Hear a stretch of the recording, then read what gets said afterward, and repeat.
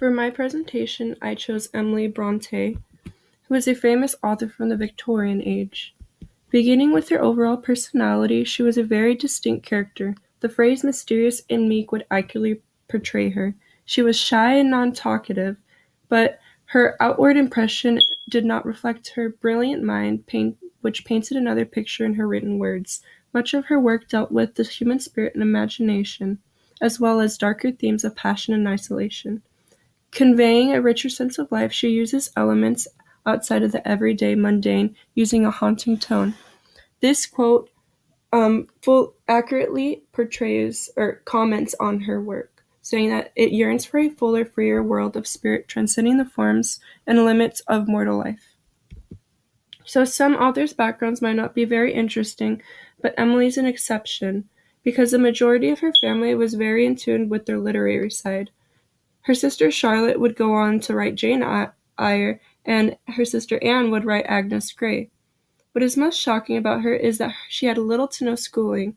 From the ages 6 to 25, she had a total of around 18 months. The majority of her education was at home and from her father, who encouraged her pursuit of knowledge.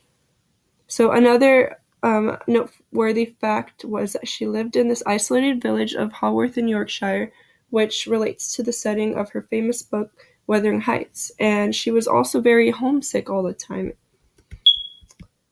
So one of her earliest works was the Gondel Saga, which was estimated to be written around 1834. It began after her father brought home a set of toy soldiers to her brother, and each of the children claimed a figure, and they started to create small plays.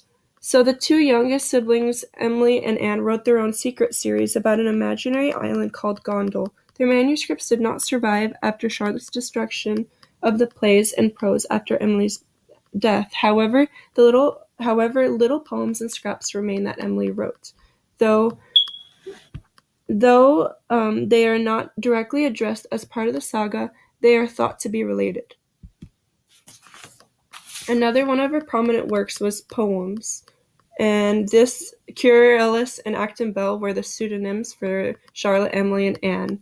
Each of them contributed to this volume that was filled with poems. Emily contributed 21 of these, and these were the only ones she published in her lifetime.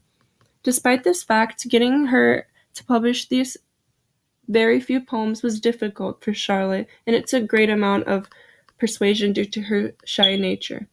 They consisted of her usual themes of nature, spirit, and passion. One poem, for example, hits on all these themes, stating, and this poem is from The Night Wind, I said, go gentle singer, thy wooing voice is kind, but do not think its music has power to reach my mind. Have we not been from childhood friends? Have I not loved thee long as thou hast loved the night, whose silence wakes my song? So the previous slide was Emily talking to what she personified as her imagination, and this is her imagination's response. So in this poem, it's conveying her battle between reality and fantasy. Incredibly, there were only 2 copies sold of this volume, with 3 reviews.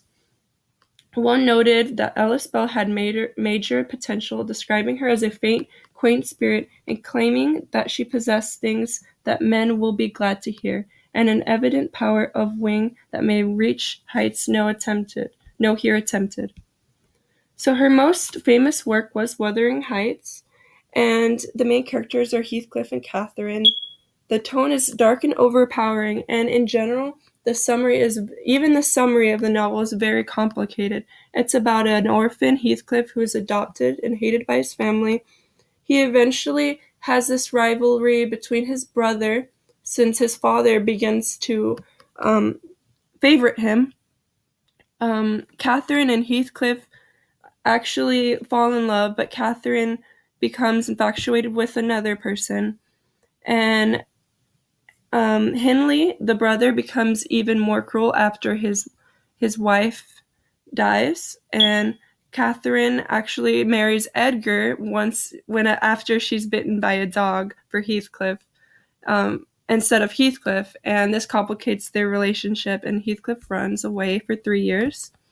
It comes back to where Heathcliff is very wealthy. No one really knows how he came into this large possession of fortune, but he's starving for revenge. He inherits the manor after Hindley dies, and he also marries Isabella Linton, who has his son named Linton. He does this in order to gain the property beside Wuthering Heights, which is named Thrushcross Grange. And Catherine dies, giving birth to a daughter named Catherine. Isabella dies, and Linton returns to the manor, where Heathcliff also treats him very cruelly. And Linton and Catherine begin a relationship, only to find out Heathcliff has been forcing Linton to marry her just so that Heathcliff can gain the property of Thrushcross Grange to get revenge on Edgar. So Heathcliff actually accomplishes this, and the Lockwood is the person who's listening to the story. So it's really told in the writings of a housekeeper named Nellie. And Lockwood, once he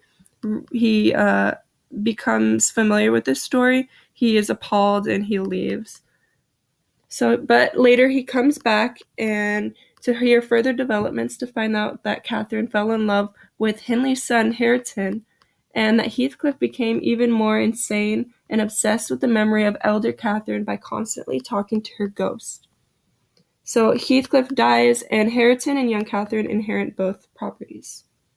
So in general, the novel Wuthering Heights is very complex and a dark work that bends the nature of spirit. The first people who reviewed this novel were very puzzled about the strangeness and savagery, even though they almost acknowledged the seductive power of it and vision behind it. However, 20th century critics began to understand how planned out the novel was and the deep meaning that ran in it. For example, in 1935, Lord David Cecil claimed that she was underappreciated. He developed the theory of two principles coexisting in her writings, what's known as the storm and peace. He also thought the usual distinction between human being and nature did not exist for her. Rather, for her, they were alive in the same way. An angry man and an angry sky, both literally manifesting the same spiritual principle of storm. So, with little work for her name, Emily Bronte is one of the most famous writers from the Victorian age, with Wuthering Heights her most prominent work. Despite being part of the Victorian age, her work most likely fits with the Romantic's exploration of spirit. Yet her life still remains an enigma which rejects simple classification. Her work is found to be deep on many levels, intellectually, theologically, and emotionally, challenging the human spirit and giving refuge to those who seek guidance in her wise words. And here are my works cited. And by the way, the images are royalty free. So thank you for listening.